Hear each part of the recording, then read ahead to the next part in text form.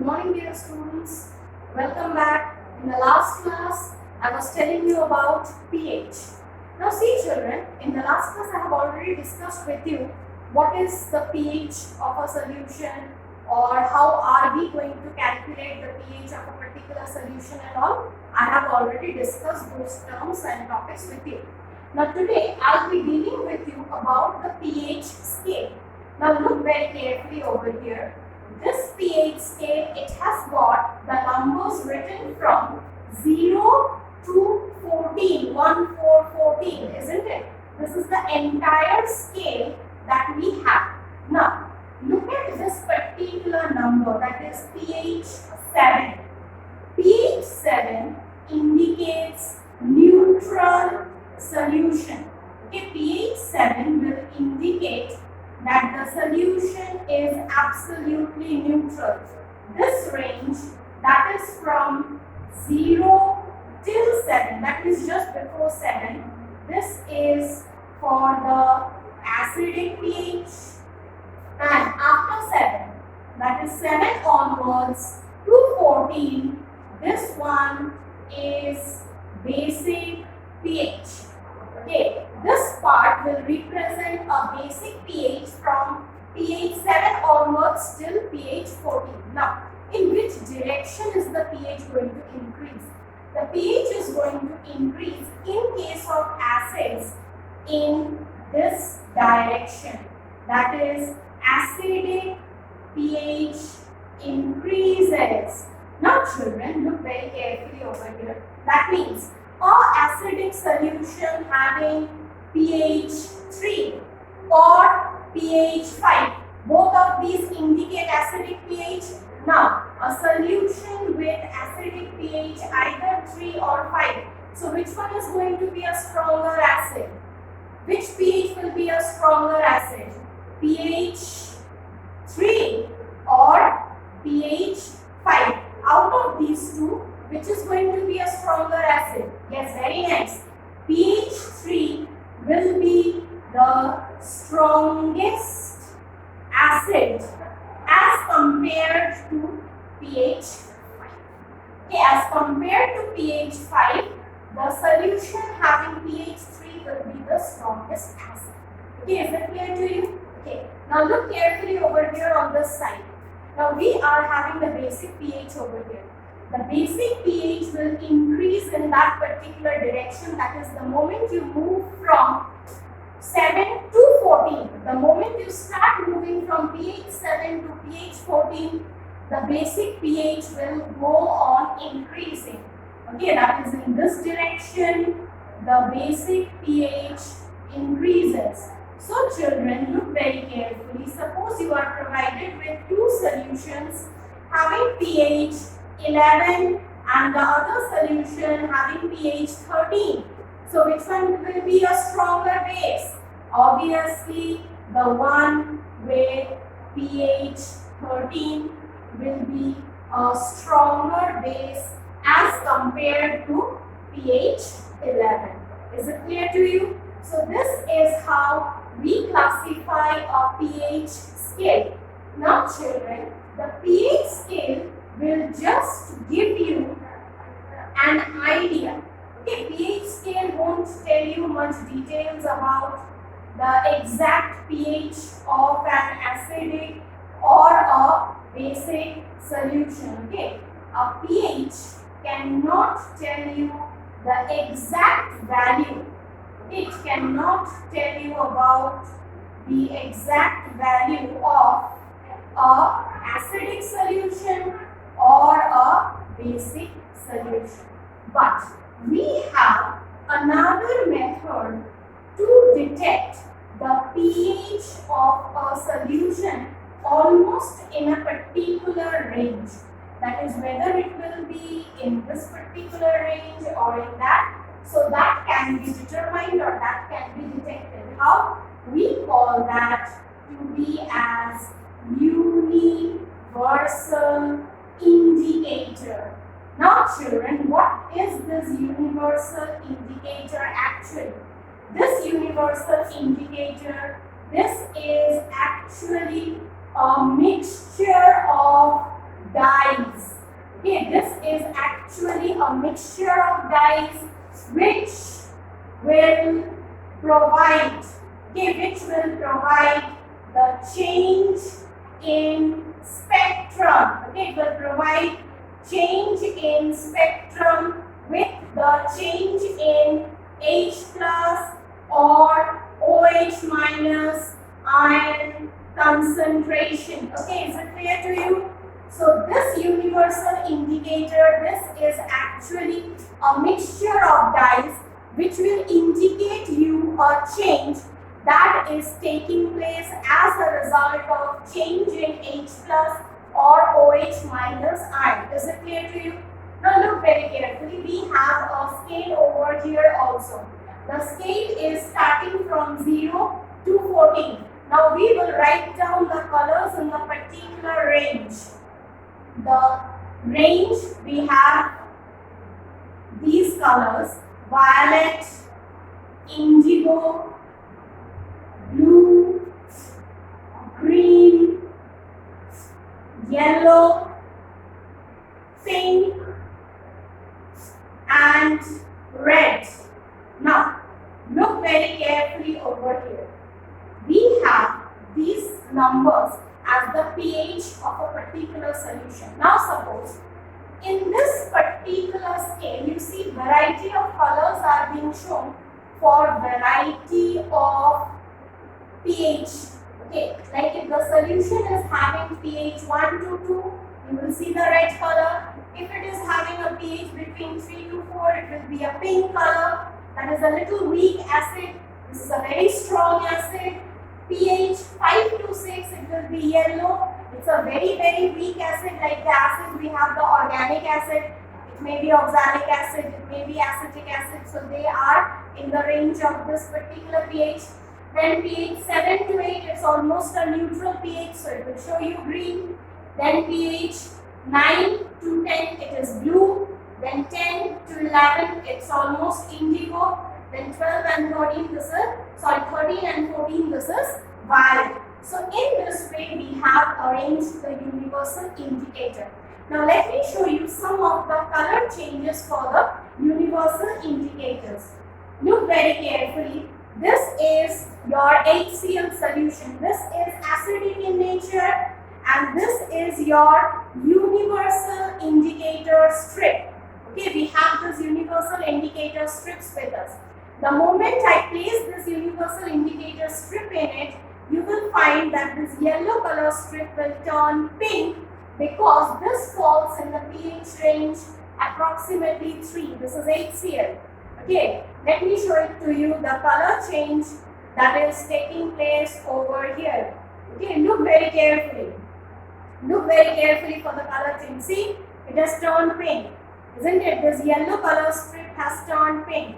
That means this is an indication that this is having a pH range in the pH 3.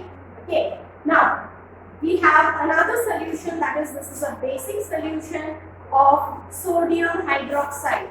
Now children, it is already known to you that sodium hydroxide is a base. So its color should be something around blue, indigo and violet. So let's see the color change. Isn't it? It's in the color change of violet. This is the color change of violet. That means this is a very strong acid base in the pH range of 13 to 14. This is a very strong base. Okay. Now, this I am having a salt with you. See, in case of salts, they don't have any color change for the universal indicators. You see, it remains as yellow only. There is no change in the color of the indicator with the salt solution. This salt solution does not show any pH range, so it does not have a pH value for it. Now, this is for a neutral solution. Look very carefully, it will turn green. Okay, so green means it's in the pH range 7. Okay, green color means it's in the pH range 7. See, it's changing its color into green. Okay, so that means this is a pH range of 7. This I have taken just normal water. Water that we drink, it's in the neutral pH, isn't it? It's either in the pH of 7 to 8 pH is in that particular range, so this is turning green over here. So children, I have shown you some of the color changes over here. This is for an acidic one, this is for a basic one, isn't it? And this one is for a salt, there is no change in the pH. And this one is for water, it has turned green over here, isn't it? So, this universal indicator will tell you about the pH value. It will give you a pH range in which that particular solution is. Is it clear to you? So, this is how we use a universal indicator. Now, let us move on to the next part over here. Other than this universal indicator, we have another part, that is salts. Now children, I have taught you about acids, I've taught you about bases, even I showed you about the universal indicators or the pH and all. Now, salts, how are we going to define salts? Salts, they are basically or they are primarily identified. Okay, salts are primarily identified as prepared by partial or complete, partial or complete replacement, either partial or complete replacement of hydrogen ion by a metallic salt, by a metallic substance or ammonium ion. Now, look very carefully at this particular definition. It says either partial or complete replacement. So how are we going to explain the complete or partial replacement of hydrogen ion? Look at this particular equation that I am having it for you. This is NaCl. Okay, sorry. We have sodium sulfate over here. We have sodium chloride over here. This is reacting with concentrated sulfuric acid. This is your salt, which we call it sodium chloride. This is your common table salt that you use in your home. When it reacts with concentrated sulfuric acid, it will have two temperature ranges. That is, if the temperature is greater than 200 degrees centigrade. Remember very carefully, if the temperature is greater than 200 degrees centigrade, it is going to form NaHSO4 plus HCl. Look very carefully.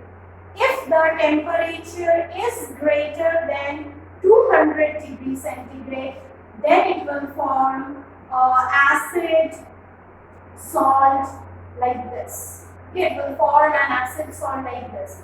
And if the temperature is less than 200 degrees centigrade, then it will form a normal salt. Okay. Is it so? Is the reaction correct? No. The reaction is not actually correct. In temperature range that is less than 200 degrees centigrade, okay, that is the temperature. If it is less than 200 degrees centigrade, what will happen is that it will form NaHSO4. It will form acid salt. And if the same reaction is carried out in a temperature range greater than 200 degrees centigrade, you will get the normal salt over here. This is a normal salt. Now see children, look at both these reactions over here. Over here I am having two types of salt. In reaction, okay, in this particular reaction, there is a partial replacement of hydrogen ion, partial replacement. That is, hydrogen has not been completely replaced. In this, there is complete replacement of hydrogen ion. That is why, while mentioning about salt, I have mentioned that there can be either partial replacement or there can be complete replacement for preparation of a salt. Now, who has replaced it? The metal has replaced it. Sodium is a metallic salt, isn't it? Sodium has replaced it. Or if ammonium ion is present over here, then ammonium is going to replace it. So whatever ion is present over here, either a metallic substance or ammonium ion, if they replace hydrogen ion partially, then it will form a salt, or completely, then also it is going to form a salt over there. Okay, is it clear to you? Okay, now one more definition is there for a salt. We call this definition to be as the ionic definition of salt. Now look carefully over here about the ionic definition. Look very carefully. See what ionic definition says. It says that salts will produce a cation. Okay, they will produce a cation other than H plus ion, and they will produce an anion other than OH minus ion in aqueous solution. This you have to add that in aqueous solution, this change is going to take place. Now look very carefully what will happen over here. Take for example, I am having a salt, sodium chloride. Look very carefully over here. This is your salt, that is sodium chloride. This on ionization in aqueous medium. Okay, the moment sodium chloride ionizes in aqueous medium, what is it going to produce? It's going to produce Na plus and Cl minus. That is sodium ion and chloride ion. Okay, this is going to produce sodium ion and chloride ion. Now, to be very specific, to be very clear, see over here, I have a cation which is not H plus, and I am having an anion which is not OH minus. So, this definition also justifies that salts are characterized by producing in aqueous medium cations other than H plus and anions other than hydroxyl minus. Is it clear to you? So this is how we classify or we define a salt. Now we will move on to the classification of salt. See children, we have different types of salt. Now different types of salt in what form? Okay, different types of salt in one form. Okay, we will learn about the types of salt. Now, the three types of salt that you have included in your syllabus is a normal salt. Okay, we will learn about a normal salt. We will learn about a basic salt. Is it clear to you? And we will learn about acidic salt. Okay, we will learn about acidic salt. There are other three types of salt, that is mixed salt, complex salt. Okay, these are not included in your syllabus, so you don't have to study them. So we will study only about the normal salt, basic salt and the acidic salt.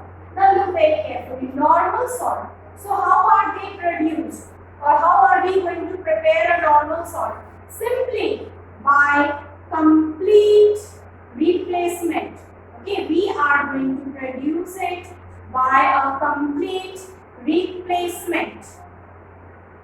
Okay, we will produce it by complete replacement of H plus ion. Okay, we will produce a normal salt by complete replacement of H plus ion. Basic salt, a common example of your normal salt is NaCl, that is sodium chloride.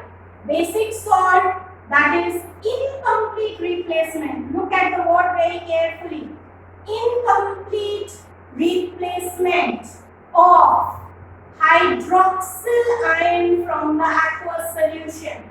How? We will have a salt that is basic lead chloride. Okay, this is a basic salt, basic lead chloride, formed by incomplete replacement of hydroxyl ion. That is why we are calling it to be as a basic salt. And another, we have acid salt, that is incomplete replacement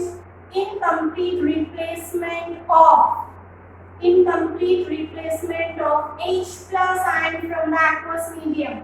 I have already given you an example of it, that is sodium bisulfate. Over here I am having a hydrogen ion, so this is an acid salt.